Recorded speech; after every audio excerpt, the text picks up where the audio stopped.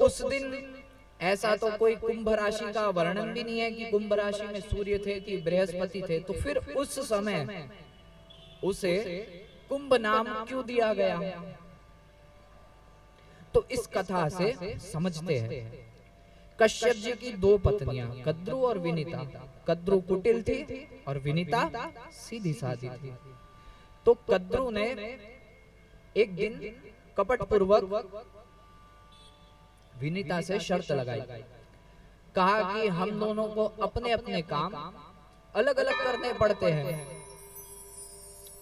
यदि हम दोनों किसी बात पे शर्त लगाए और जो जीत गया उसको हारने वाला आजीवन पर्यंत, यानी जीतने वाले की जब तक इच्छा हो तब तक के वो हारने वाले को अपनी दास्ता में यानी अपनी सेवा में रख सकता है और उसको स्वीकार करना पड़ेगा। तब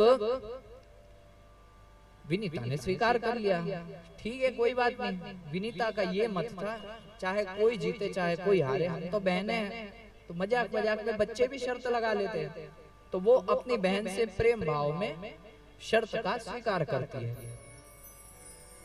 परंतु जब शर्त का विषय रखा गया तो कद्रु ने विनीता से कहा, अभी दिवस का मध्य भाग है और भगवान सूर्य अपनी गति कर रहे हैं, तो एक बात बताओ, भगवान सूर्य के अश्वों का रंग कौन सा है?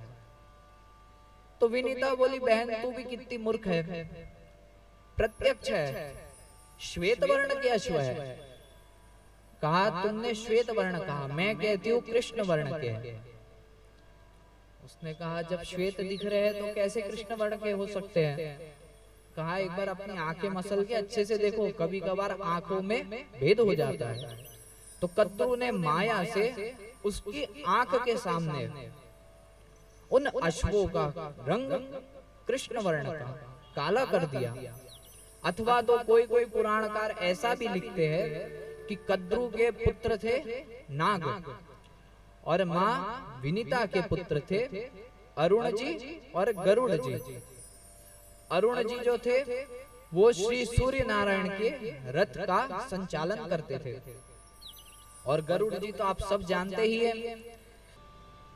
तो हमारी चर्चा चल रही है कुंभ पे, और वो ज्ञान रूपी सरस्वती जो संतों के अंदर अप्रकट गुप्त रूप से है उसको प्रकट करना।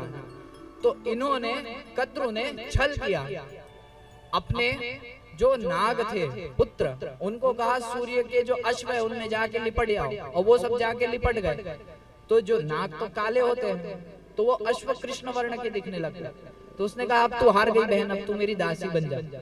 उसे लगा मजाक में कह रही होगी, लेकिन वो सही में उसे दासी बना लेती है। बालपन में ही अरुण भगवान सूर्य की सेवा के लिए चले जाते हैं और गरुड़ भगवान की सेवा के लिए श्री विष्णु की सेवा में, तो वो माता से मिलने आ नहीं पाते।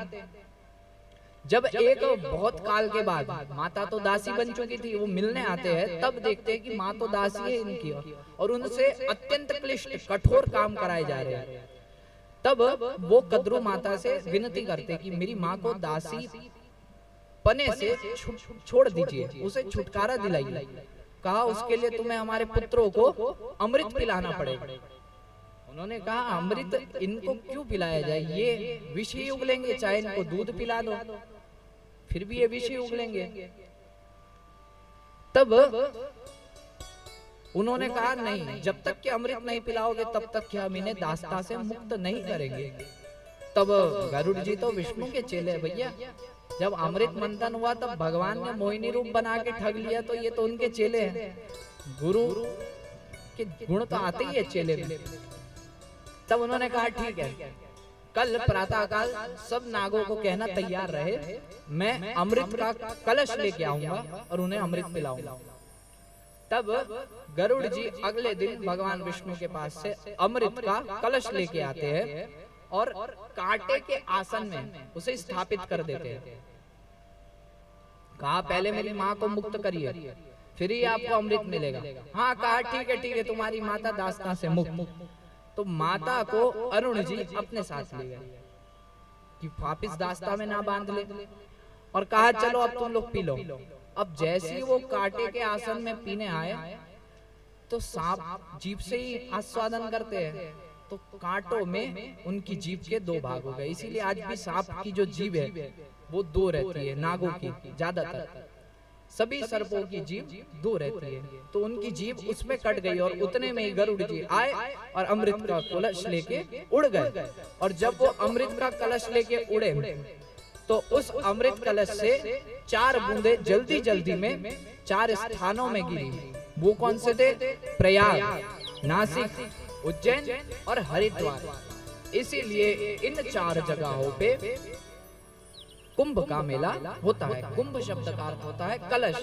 जिस कलश से अमृत गिरा वो है कुंभ, इसीलिए उस मेले का नाम कुंभ रखा जाता है। यदि उस पूरे कुंभ के मेले में यदि कोई 45 के 45 दिन रहे या जितने समय तक वो रहता है तब तक के रहे, तो उसके ब्रह्मा जी के एक कल्प का वास का फल उसे मिलता है। हमारे ऋषि संत जो है अभी वो महामंडलेश्वरों के अधिकृत है।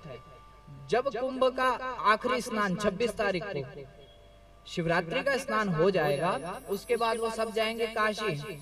काशी में बाबा के दर्शन, मां अन्नपूर्णा के दर्शन, और फिर वो अपनी यात्रा को विराम देंगे। उसके बिना यात्रा का विराम ही नहीं है। प्रयाग का फल काशी जाने के बाद, ऐसा कहा जाता है।